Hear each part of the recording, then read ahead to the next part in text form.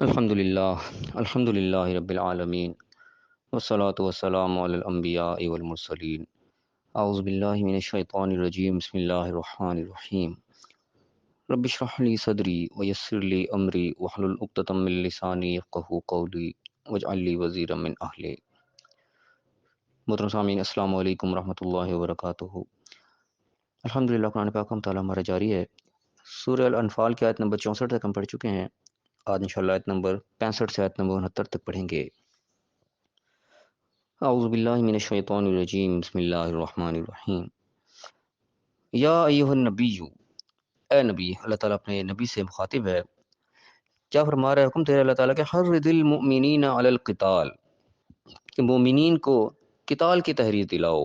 مومنین کو، یعنی کہ جو ایمان لانے والے ہیں، بات ماننے والے ہیں، آپ کے پیروکار ہیں، انہیں قتال کی تحریض دلاؤ، ان کے اندر قتال کا شوق پیدا کرو، ان کے اندر ایک جذبہ جہاد جسے کہتے ہیں وہ پیدا کرو۔ یہاں پہ اللہ تعالیٰ حکم دے رہا ہے کہ مومنین جو آپ کی جماعت آپ کے ساتھ تیار ہے۔ اب یہ ذہن میں رکھیں، مومنین سے مراد خالی وہی نہیں کہ بس مسجدوں میں نماز پڑھ رہے تھے اور بس آپ کے ساتھ ساتھ تھے، تمام کے تمام کام انہی سے لے جانتے ہیں، یعنی کہ باقاعدہ آپ صلی اللہ علیہ وسلم کی فوج بھی یہی تھی، یعنی مسجد کے نمازی بھی یہی تھے اور جنگ کے میدان کے فوجی بھی یہی لوگ تھے۔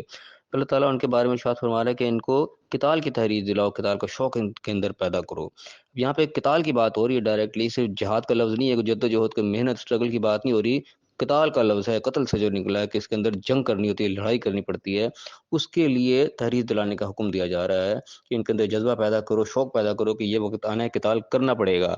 اب ظاہر ہے یہ چیز ضروری ہوتی ہے کہ صرف اسلام جو ہے یقیناً ایک امن کا مذہب ہے، لیکن جہاں امن کے سامنے رکاوٹ آ رہی ہوتی ہے، اس کے اندر ریزسٹنس لوگ پیدا کرتے ہیں، ان کے ساتھ جنگ کرنی پڑتی ہے، لڑائی کرنی پڑتی ہے، یہ لامحالہ ایک ضروری امر ہو جاتا ہے، اس کے بغیر پھر گزارا نہیں ہوتا۔ جب آگے سامنے والا شخص آپ کے ساتھ لڑنے کے لیے کھڑا ہو گیا ہے تو ظاہر ہے کہ ڈیفینس پہ آپ کو لڑنا پڑے گا، اس کے ساتھ فیس ٹو فیس ہونا پڑے گا، اس کے بغیر کچھ اور چارہ نہیں ہوتا۔ تو اس کے لیے ایک تیاری کرنے کا پہلے سے آرڈر دیا جا رہا ہے کہ آگے وقت آنے والا ہے، تو اس کے لیے تم تیاری کرو۔ پہلے سے مومن کے اندر یہ شوق ہونا چاہیے، صرف یہ نہیں کہ بس تسبیح پکڑے اور بیٹھے ہیں، ان کے اندر یہ جذبہ نہیں کہ کل کو لڑنا بھی پڑے گا۔ یہ جذبہ بھی اسلام کا ایک حصہ ہے، اس کی باقاعدہ تحریر دلانے کا آرڈر دیا جا رہا ہے نبی کو مخاطب فرما کے۔ آگے فرمایا کہ ان یکم منکم 20 صابرون، اگر تم میں سے ہوں گے 10 صابر، ثابت قدم رہنے والے، صبر کرنے والے، یغلبوا مئتین، تو وہ 20 ہوں گے، 20 ہوں گے تو وہ 200 کے اوپر غالب آ جائیں گے۔ اب یہاں پہ اللہ تعالیٰ کی اپنی مدد کا بھی ایک اشارہ دے رہا ہے کہ اللہ تعالیٰ کی مدد اس طرح آئے گی کہ 20 لوگ جو ہوں گے وہ 200 کے اوپر غالب آ جائیں گے۔ اللہ تعالیٰ ایسی تمہیں مدد کرے گا اگر 20 جو ہوں گے وہ ثابت قدم رہنے والے، ڈٹنے والے ہوں گے، پیچھے ہٹنے والے نہیں ہوں گے، وہ جم کے کھڑے ہو جانے والے ہوں گے، تو 200 کے اوپر اللہ تعالیٰ ان کو غلبہ دے دے گا۔ اب یہ ایک طرح کی خوشخبری بھی ہے اور ایک طرح کا اشارہ بھی ہے کہ اللہ تعالیٰ مقابلہ کیسا کروانے لگ رہا ہے کہ 20 کا مقابلہ 200 سے ہوگا، 10 گنا کا آگے یعنی کہ ڈسٹینس تمہیں ملے گی اور اللہ تعالیٰ تمہیں اس کے اوپر مدد دے گا، تم کامیاب ہوگے۔ یعنی کہ ایک اشارہ ہے اس چیز کا کہ اپنے ذہنی طور پر تیار رکھو کہ تم نے اپنے سے 10 گنا بڑی فوج سے سمجھ لو کہ تم نے ٹکرانا ہے۔ اس چیز کا اشارہ اللہ تعالیٰ نے یہاں پہ دے دیا۔ پہلے یعنی کہ ہم جانتے ہیں کہ پہلی بھی جو جنگ ہوئی اس میں 313 تھے مسلمان، جو عام تاریخ میں بتایا جاتا ہے، اور کفار جو تھے وہ 1000 تھے، یعنی کہ اللہ تعالیٰ نے اس سے کم کا، یعنی کہ پورا 10 گنا کا نہیں ہوا، ورنہ 300 کے مقابلے میں 10 گنا ہوتے تو 3000 ہوتے، لیکن 10 گنا نہیں ہے، لیکن اللہ تعالیٰ نے تیاری جو وہ پہلے سے کروا دی کہ 20 کا مقابلہ سمجھو کہ 200 سے ہوگا، اللہ تعالیٰ 200 پہ تمہیں غلبہ دے گا۔ تو اللہ تعالیٰ مینٹلی پہلے سے تیار کر رہا ہے اس چیز کے لیے کہ تم تیار رہو، تمہارا 20 کا مقابلہ 200 سے ہونے والا، تم غالب آؤ گے۔ اللہ تعالیٰ نے ساتھ حوصلہ بھی دے دیا۔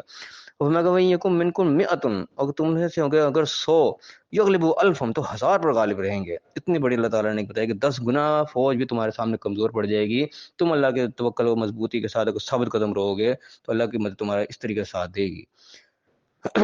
تو ہے میت 100 ہوں گے تو یغلبوا الفا، 100 پر آئیں گے من الذین کفروا، کافروں کے، بانہم قوم لا یفقہون، کیونکہ ان لوگوں کے اندر فقہ نہیں ہے، ایک سوچ نہیں ہے، سمجھ نہیں ہے۔ یفقہون کا اسی لفظ فقہ بنتا ہے کہ وہ اس طرح کی سمجھ نہیں رکھتے، ان کے اندر وہ جذبہ نہیں ہے کہ ہم کیا کرنے جا رہے ہیں، ہمارا رزلٹ کیا ہوگا۔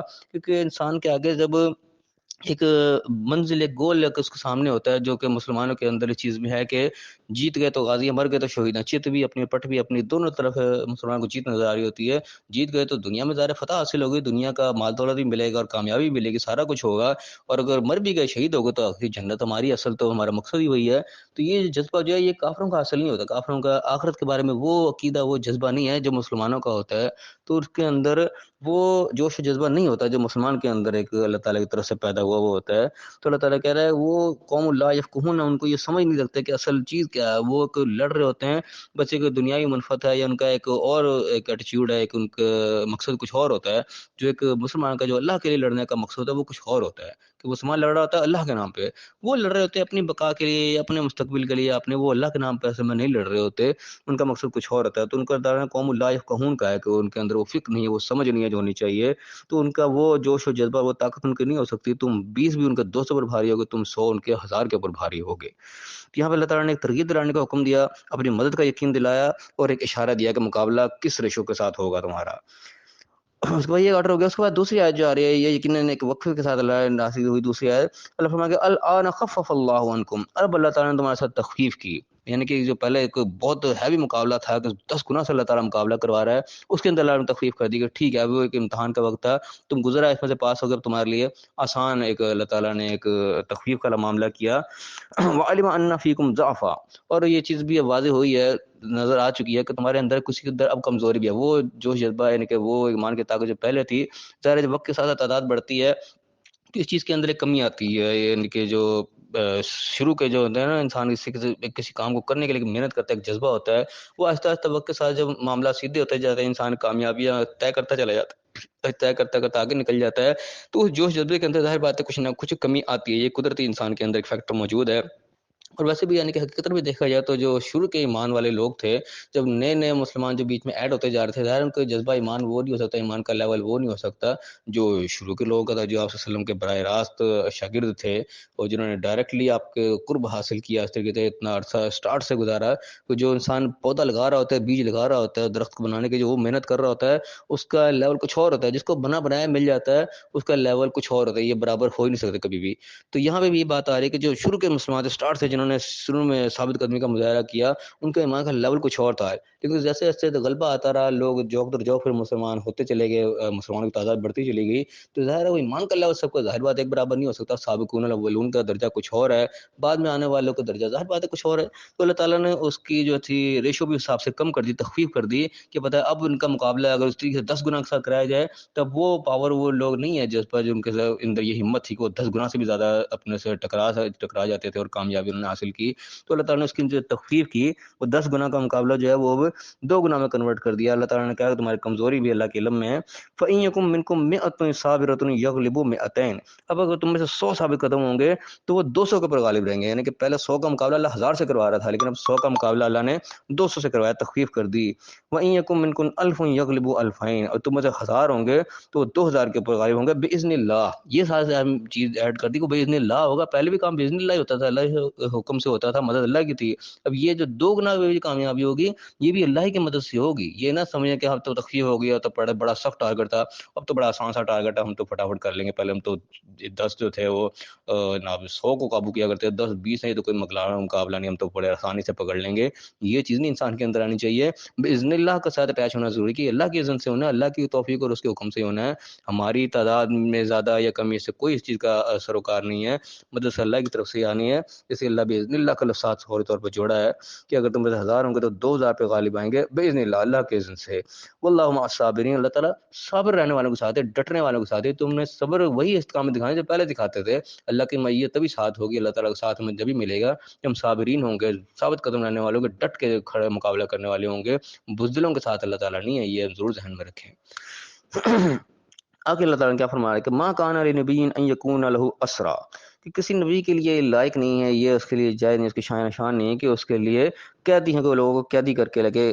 حتی یسخن فی الارض، یہاں تک کہ زمین پر سخن نہ ہو جائے. یہاں پہ سخن کے لفظ سے ہمیں غور کرنا پڑے گا. یسخن کا لفظ اللہ تعالیٰ نے یہاں پہ استعمال کیا ہے.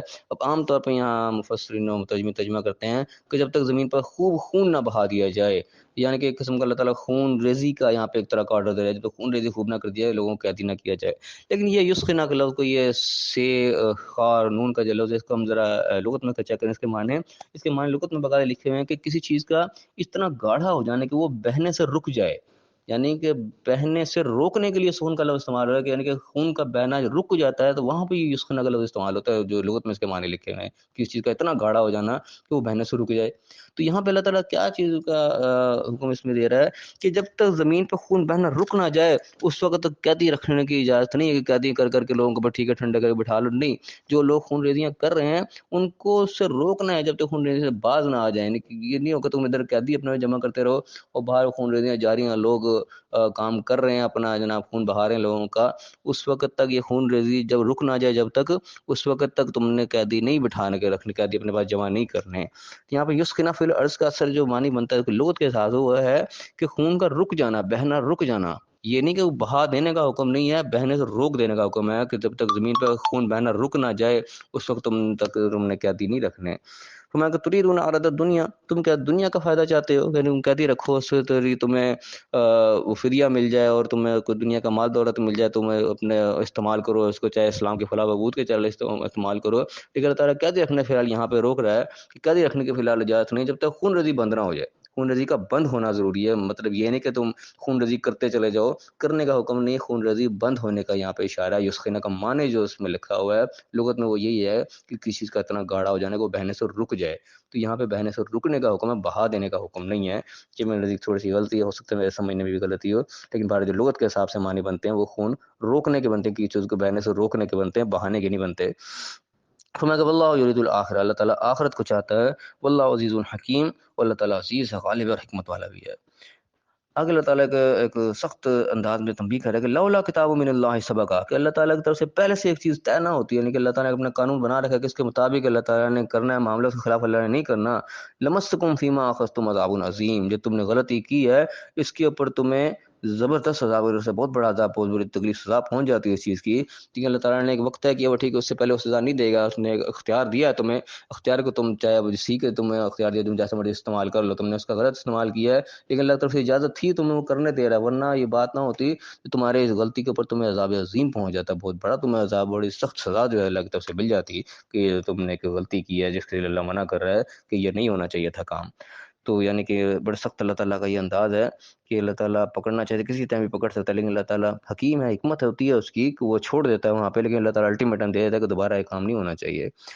پھر میں کہ فکلوا مما غنمتم حلالا طیبا، پھر جو اسی کا جو تم غنیمت ملا ہے مال جو تم نے لے لیا اس کے صورت میں تم نے قیدی رکھے، اس کے فدیہ لیا یا چھوڑا جو بھی ہے، اس کے بارے میں جو غنیمت تمہیں مل گئی ہے وہ کھا لو حلالا طیبا، تمہارے حلال ہے، طیب ہے، یعنی کہ اجازت تھی، وہ حرام نہیں تھا جو تم نے کیا، لیکن اللہ کی مرضی یہ نہیں تھی جو تم نے کیا، اس کو تمہیں سزا مل سکتی تھی۔ دوبارہ اللہ نے اس کو چھوڑا کہ ٹھیک ہے اب تم اس کو استعمال کرو، حلال ہے، طیب ہے تمہارے لیے، واتقوا اللہ، اللہ کا تقوی اختیار کرو، یعنی کہ کوئی غلطی نہیں ہونی چاہیے، اللہ کی پکڑ سے بچ کے رہو، اللہ کی پکڑ بڑی سخت ہوتی ہے۔ ان اللہ غفور، بے شک اللہ تعالیٰ بخشنے والا بھی ہے، رحم کرنے والا بھی ہے۔ ان اللہ تعالیٰ بخشش کر دی، چھوڑ دیا، رحم کر دیا، لیکن اللہ تعالیٰ نے ساتھ ساتھ بتا دیا کہ غلطی تھی تمہاری، تم نے چھوڑ دیا تو بس تم چھوٹ گئے، ورنہ اس کے اوپر تمہیں بڑی سخت سزا بھی مل سکتی تھی۔ تو مختلف مقامات پہ انسان سے غلطیاں ہو جاتی ہیں، کوتاہیاں ہو جاتی ہیں، لیکن اللہ تعالیٰ ساتھ ساتھ انسان کو الرٹ کرتا ہے، انسان کو اللہ تعالیٰ آگاہ کرتا چلا جاتا ہے کہاں انسان غلطی کر رہا ہے کہاں نہیں کر رہا۔